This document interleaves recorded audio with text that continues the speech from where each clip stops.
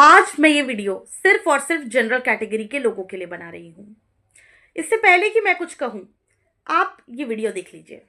तराजू और तलवार, इनको मारो जूते चार, ब्राह्मण बनिया टप्पुर चोर, बाकी सारे डीएस को। तिलक, तराजू और तलवार यानी कि ब्राह्मण, तिलक मतलब ब्राह्मण, तराजू मतलब बनिया और तलवार यानी राजपूत। इनके अगेंस्ट में नारेबाजी होती है।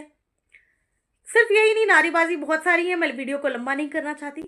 मैं चाहती हूँ कुछ तस्वीरें भी आप देखें। ये यूनिवर्सिटीज़ की तस्वीरें हैं जहाँ पर ब्राह्मण विरोधी चीज़ें लिखी जा रही हैं। देयर विल बी ब्लड लिखा जा रहा है, ब्राह्मण बनिया कैंपस छोड़ो, इस तरह की बातें लिखी जा रही हैं। आप समझ सकते हैं कितनी नफरत, कितनी ज़्यादा नफरत हम लोगों के अगेंस्ट जो है दूसरी बिरादरी के मनों में है। लगातार हम देख रहे हैं SC/ST एक्ट जो है उसका दुरुपयोग किया जाता है। दलितों को लेकर जो कानून बनाए गए हैं उसका दुरुपयोग किया जा रहा है। मैं तो ये कहूँगी आरक्षण का भी दुरुपयोग किया जा रहा है। आरक्षण हम लोगों के साथ हमारे राइट टू इक्वल अपॉर्चुनिटीज़ का हनन है।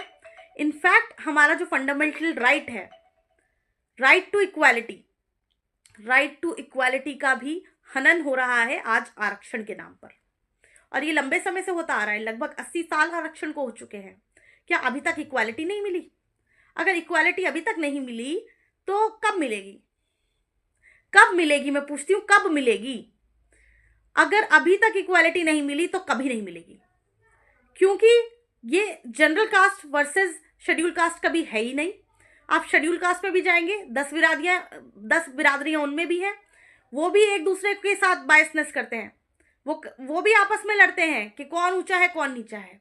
और ये ऊंच नीच आरक्षण से खत्म नहीं हो सकती। आरक्षण से क्या हो रहा है मैं बताती हूँ आपको।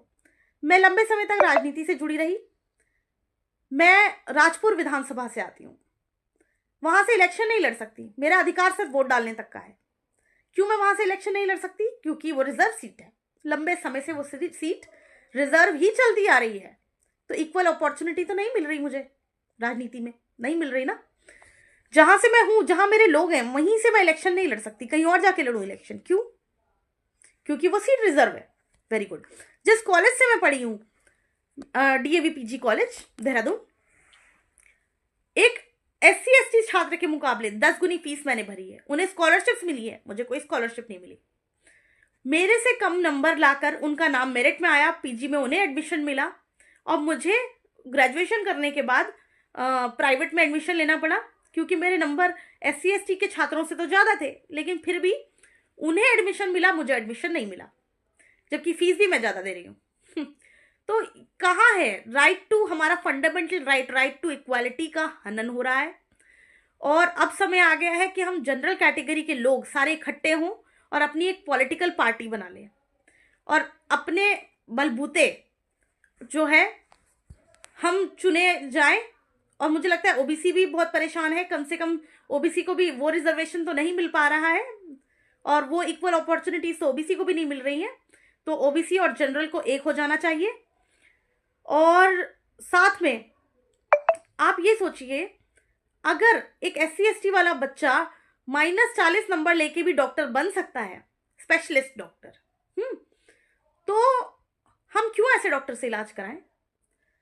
हम ये नहीं कह रहे। अब मेरा ये मानना है, हमें इन कॉलेजों में सीटें नहीं मिल रही, ना मिले, हम अपने कॉलेज अलग बना लें, हम अपने कॉलेज ही अलग बना लें, हम अपने अस्पताल ही अलग बना लें। अब समय आ गया है कि अब हमें अपना सोचना पड़ेगा। ये देश हमारी नहीं सोच रहा, ये सरकार हमारी नहीं सोच रही। अब टाइम आ गया है कि हम अपना सोचें और इस चीज़ को लेकर एकजुट हो जाएं।